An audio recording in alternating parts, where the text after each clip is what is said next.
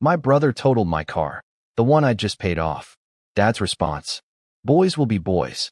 Just take the bus, I said. Sure, started taking the bus to work. 2 months later, Dad called. Why haven't you paid Mom's medical bills? I replied, can't afford it. Bus pass is $90 per month. Adds up, he screamed.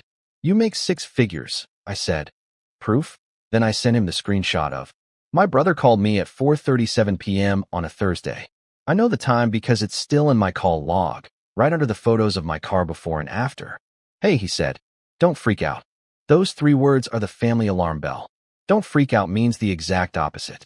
I was in the break room at the hospital, still in my polo with the company logo, badge clipped to my belt. Medical device rep, 6 meetings that day, feet killing me. My 6-year-old, Ellie, was at aftercare waiting for me to pick her up. What happened, Nate? I asked. Long pause. So, funny story. Nate. I'm fine, he rushed out. Totally fine. But your car is kind of not fine. I felt my mouth go dry. What do you mean not fine? Like, totaled, he said. But, dude, it wasn't my fault. This guy. I'm on my way, I cut in. Where are you? Mom and Dad's. Tow truck just left. Dad's here. It looks worse than it is. That's what people say about relationships, not crumpled metal.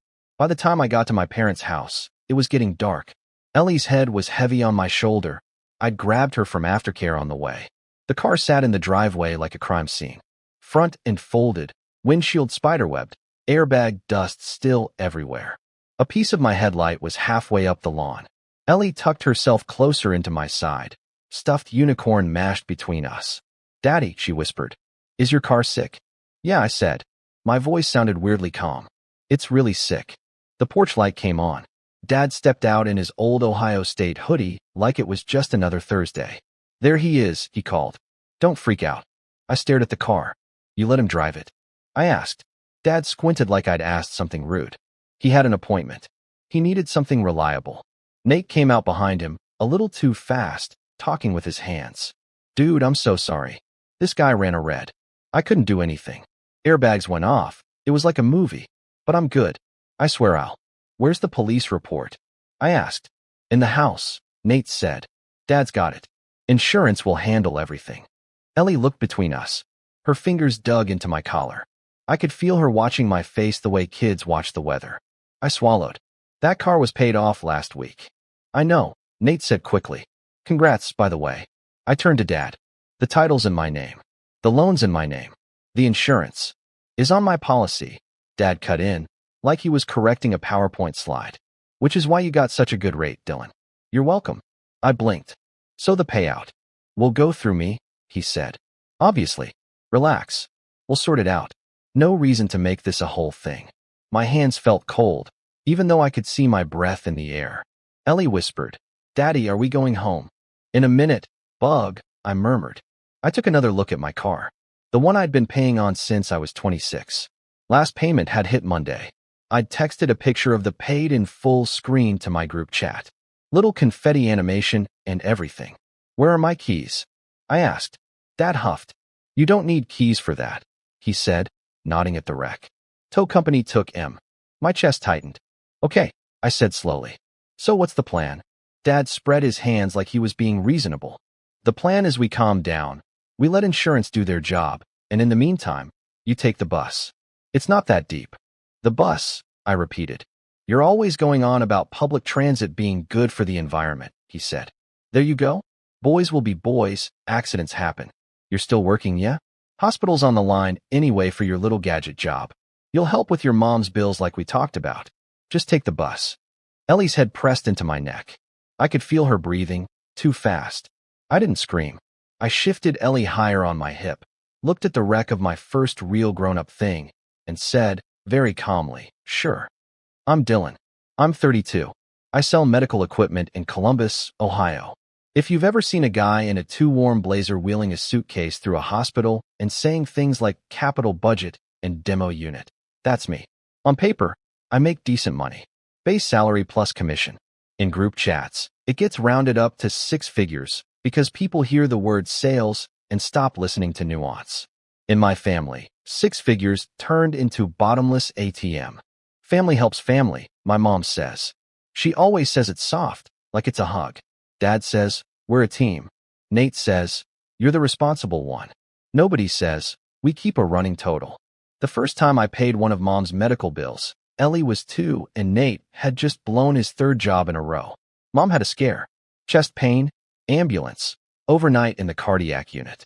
She was fine, thank God, but the bill that followed was not. Dad put it on the kitchen table like a dead bird. Look at this, he said. Can you even believe it? It was $3,842.17. I was 27, new in my job, still figuring out how commission actually worked. Insurance barely covered anything, Dad said. Your mother's going to stress herself into another heart attack over this. Mom sat at the table, hands around a mug of tea that had gone cold. We'll figure it out, she murmured.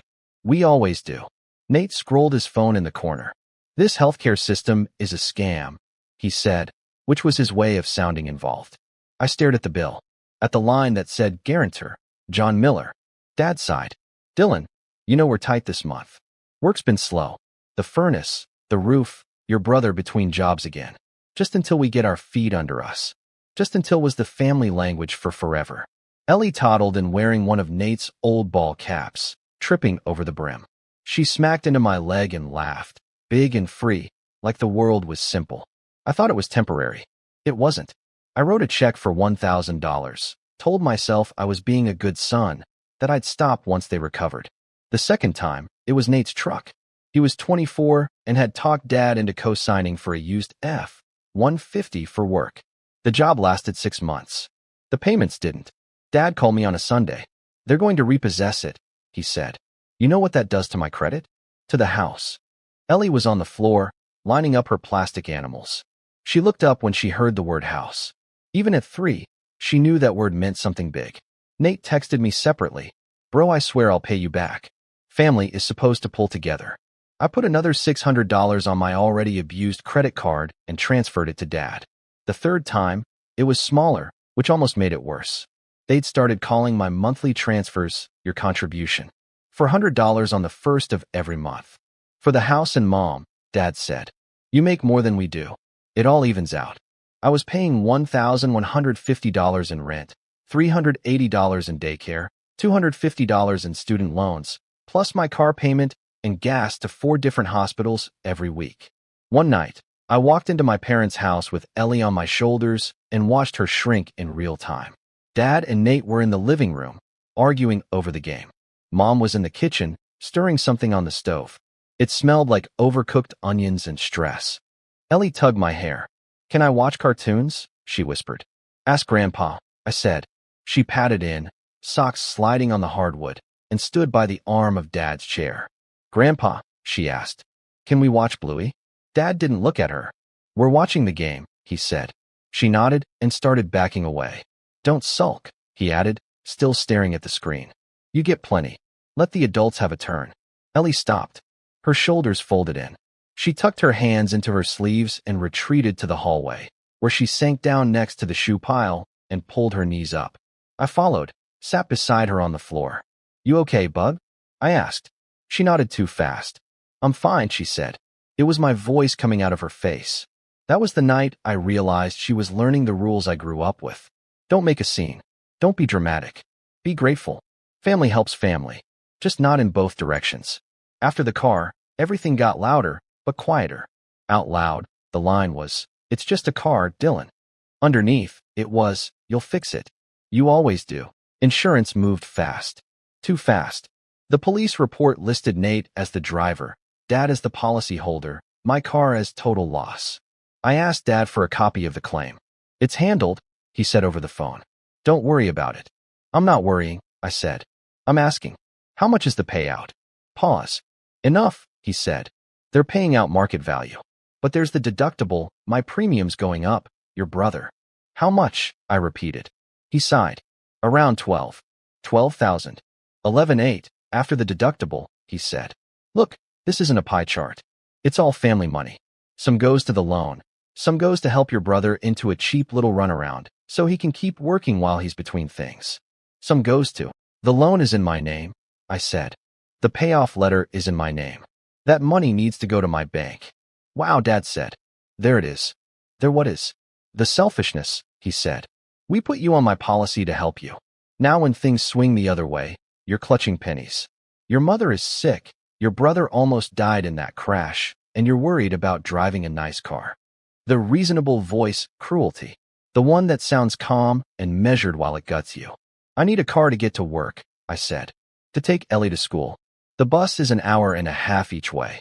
Plenty of people take the bus, he said. You're not special. So I took the bus. Every morning, I set my alarm 40 minutes earlier. Ellie and I walked 3 blocks in the dark to catch the 5:40. She'd curl up against my side, half asleep, backpack at her feet. I'd balance my laptop bag, sample kit, and coffee like a circus act. Adventure bus, I'd tell her.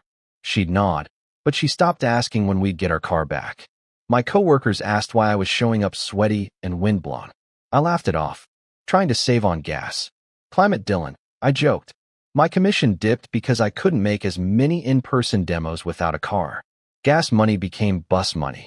My contribution to my parents became shaky. I started keeping track of everything. Transfers to dad and mom. Payments to the hospital portal. Childcare.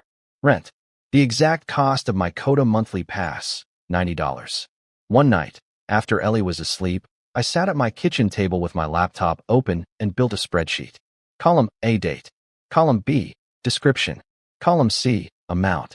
I scrolled back through a year of bank statements, logging every mom/dad and Nate transfer. By 1 a.m., the total at the bottom said $23,470. My hands shook. That's when I stopped arguing and started documenting. I wrote in the little notes column at the top. 2 months after the wreck, I was on the bus home, forehead against the cool window, when my phone lit up with Dad. I almost let it go to voicemail. I picked up. Hey. He didn't bother with hello.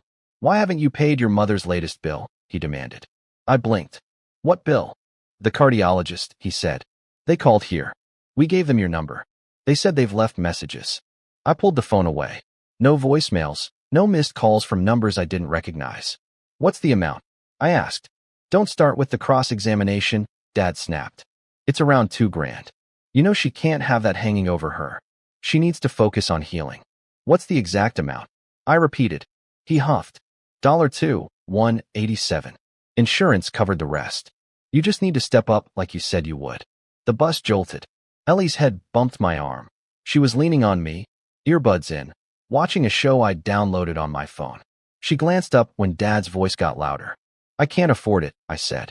There was a beat of shocked silence. Then Dad laughed. Very funny. I'm serious, I said. The bus pass is $90 a month. Adds up. So cancel it and get a car, he said immediately. You got the payout. No, I said. You got the payout. Dylan, don't play games with me, he snapped. You make 6 figures. Stop acting broke. Proof? I asked. What? You keep saying I make 6 figures, I said. Show me proof. Show me where you got that number. Because my pay stubs don't agree with you. Oh, come on, he said. You're in medical sales. You're always bragging about bonuses. Your uncle told us. My W-2 for last year was $78,432, I said. Before tax. Before insurance. Before child support. Before the contribution I send you every month. I've sent you over $23,000 in the last year, Dad. You're making this ugly, he said. We're talking about your mother's health. I'm talking about math. Ellie slipped her hand into mine and squeezed. Dad's voice rose. You ungrateful, we raised you. We kept you alive. We put you through school. We let you onto our insurance. And now when we need you to do your part, you're nickel-and-diming us over a bus pass. My heart was pounding, but my voice stayed weirdly flat. I'll send you something, I said. Give me 10 minutes. What, a pity payment, he scoffed. No, I said. Proof. I hung up. At home, I sat at the table again. Ellie colored unicorns next to me, humming quietly. I opened my payroll portal, my bank app, and my spreadsheet. Screenshot 1, my year-to-date earnings page. Big bold number, $78,432. Screenshot 2, my budget app, with a category called Parents. Total spend for the last 12 months, $23,470. Screenshot 3, the insurance claim summary I'd finally wrestled out of the adjuster by insisting they mail it to my address on file. It showed total loss payout, $11,800 paid to policy holder John Miller. I stitched them into one image. 3 boxes, 3 facts. Then I texted it to my dad. No caption. 10 seconds passed. Then my phone started ringing again. I didn't pick up. The next morning, my inbox had 3 new emails. One from Dad. Subject line, call me. One from Mom. This is killing me, Dylan. One from the hospital billing office. Guarantor information. I opened that one. Dear Mr. Miller, it read. We are writing to confirm the guarantor for Jane Miller's account ending in 4721. Our records indicate a recent request to list you as the responsible party. Please contact our office to verify. Under that, a note. Requested by John Miller. Relationship, spouse. Reason, our son makes more. He'll pay. I stared at the screen until my eyes blurred. Ellie padded into the kitchen in her pajamas, rubbing her eyes. Daddy, can I have cereal? Yeah, Bug, I said. My voice sounded far away. Grab your bowl. As she poured Cheerios with intense concentration, I picked up my phone and called the billing office. This is Dylan Miller, I said when a woman answered. I'm calling about Jane Miller's account. I am not the guarantor, and I did not authorize anyone to put me down as such. The woman on the other end sounded tired but kind. Okay, Mr. Miller, let me pull that up. I gave her mom's date of birth, the last 4 of her social, the account number from the email. I see the note here, the woman said. It looks like your father called in, and he doesn't have my financial information. I cut in. He does not speak for me. I will not be listed as responsible without my consent. Understood, she said. We can remove you as guarantor and list your father instead. There may be some forms too. Please do, I said. And can you send me that in writing? She hesitated, then said, Yes, sir. We'll email confirmation. Ellie crunched her cereal and watched me. You look mad, she said. I'm fixing a mistake, I said. Dad called 3 times that day. I let all of them go to voicemail. That evening, my phone buzzed with a text from him. You're messing with things you don't understand. Then another. You embarrassed us with that call. They said you removed yourself. What kind of son does that? I sat on the couch, Ellie curled against my side, watching a cartoon. I opened my laptop instead of answering. I typed legal responsibility for parent medical bills Ohio into Google. I made a note of filial responsibility laws, not applicable here, and bookmarked the page. Then I typed insurance misappropriation payout Ohio, and who owns insurance payout if policyholder different from title. I made a list. Insurance documents, bank statements, hospital guarantor email, my spreadsheet. I printed everything at the FedEx on my lunch break and slid it into a cheap black folder. A week later, Mom had a follow-up appointment with her cardiologist. She asked me to come. It would mean a lot, she said quietly over the phone. I know things are tense, but I'd like you there. I almost said no. Instead, I agreed. Because despite everything, she's my mom. The waiting room was the usual mix of beige chairs and old magazines. Mom sat beside me, cardigan pulled tight around her shoulders. Your father is angry, she said, eyes on the floor. I know, I said. He feels disrespected. I know. She hesitated. You know we don't have money like you, Dylan. He's scared. Ellie was at school. I'd taken the morning off. My black folder sat at my feet. Scared people don't get to lie about other people's money, I said. Before she could answer, Dad came in. He moved fast, like he was afraid of being late to his own performance. There he is, he said too loud. Mr. Big Shot. Mr. Can't Take a Joke. John, Mom murmured. Not here. I stood up. We're not doing this, I said. Not in a cardiology waiting room. He ignored that. You called the hospital behind my back, he hissed. You made me look like some kind of deadbeat in front of those people. You did that yourself, I said. A nurse poked her head out. Jane Miller. Here, Mom said quickly. That's me. Doctor's running a few minutes behind, the nurse said. Billing asked if you could stop by after your appointment, Mr. and Mrs. Miller. There are some forms to sign. Dad shot me a look. What did you do? He demanded. Asked them to put the bill in the right name, I said. He leaned in, voice low and venomous. You think a little bus pass makes you a martyr? You think you can just cut us off? You owe us. We raised you. I opened the black folder. Actually, I said, let's talk about who owes who. He rolled his eyes. Oh God, here we go. I pulled out the first page. This is my bank statement list from the last year. $23,000, $470 transferred to you and Nate for help. Mom's hand flew to her mouth. I took out the second page. This is the insurance claim. It shows my car, in my name, being paid out $11,800. To you. Dad's jaw clenched. And this, I said, holding up the third, is the email from the hospital, where you tried to list me as guarantor without asking me. He reached for the papers. I stepped back. Don't you wave that around here, he snapped. You're embarrassing your mother. A door opened across the waiting room. A woman in business casual stepped out, holding a clipboard. Mr. and Mrs. Miller? She asked. I'm Patty from billing. Do you have a minute now? We can go over that guarantor update. Dad sputtered. Update. She smiled politely. Yes, we have you listed now as the responsible party. Before, we had your son. He called and clarified. For one blessed second, he was speechless. I looked him in the eye. That's the official sentence, I said quietly. You are responsible for your own bills. His face went red. You ungrateful little. John, Mom hissed. My heart. He backed off a step, breathing hard. The billing woman glanced between us, clearly wanting a different job. I'll just wait over here, she said. I took a breath. This is what's happening, I said, voice low and steady so only he and Mom could hear. I am no longer paying your bills. I am no longer on your insurance. I am no longer your guarantor for anything. If you try to use my information, I will treat it as unauthorized use. I've already filed a complaint with the insurance company about the payout being misdirected. That part wasn't fully true yet. The complaint form was half filled on my kitchen table. It would be true by tonight. Dad's eyes widened. You went to the insurance company? Yes, I said, with copies of the claim and my title. I have a case number. I slipped a small white card out of the folder and set it on the chair between us. Handwritten. Claim 3847-19, JM. Misallocated payout. Insured versus owner discrepancy. Mom looked like she might faint. Dylan, please, she whispered. We're family. We can talk about this. We've been talking about it for years, I said. Talking hasn't changed anything. Dad's voice dropped to a growl. You're going to regret this. For the first time in a long time, I believe the opposite. I picked up my folder. Then I did the irreversible things.